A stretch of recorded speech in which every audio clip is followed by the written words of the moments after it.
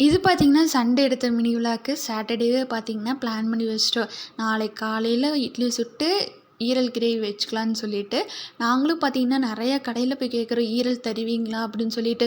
ஒரு கடையில கூட பார்த்தீங்கன்னா, நாங்க தருவோன்னு சொல்லவே இல்ல.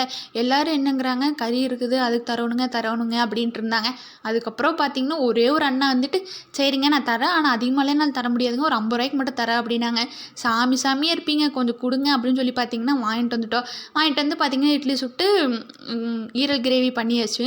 ஈரல் பார்த்தீங்கன்னா, நம்ம உடம்புக்கு ரொம்ப நல்லது. அது வந்து பார்த்தீங்கன்னா, அடிக்கடி ஆட் பண்ணிக்கோன்னு சொல்றாங்க. அதனால முடிஞ்ச அளவுக்கு நீங்களும் பார்த்தீங்கன்னா, ஆட் பண்ணிக்கோங்க.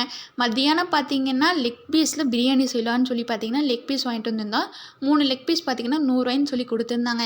அத வாங்கிட்டு வந்து பார்த்தீங்கன்னா, மேக்னேட் பண்ணி தான் பார்த்தீங்கன்னா, பிரியாணி செஞ்சோம். உண்மையாலுமே சரியான டேஸ்ட்டா இருந்ததுங்க.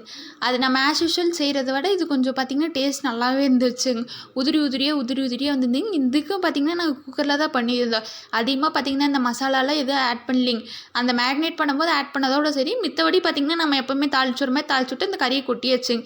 ஆனா, அது டேஸ்ட் என்ன டேஸ்ட் இருந்ததுங்கிறீங்க? சக்க டேஸ்ட்டா இருந்தது. முடிஞ்சா நீங்களும் ஒரு டைம் ட்ரை பண்ணி பாருங்க. இந்த மாரி மேக்னேட் பண்ணி பிரியாணி செஞ்சு பாருங்க. உண்மையாலுமே வேற லெவல்ல இருக்குது.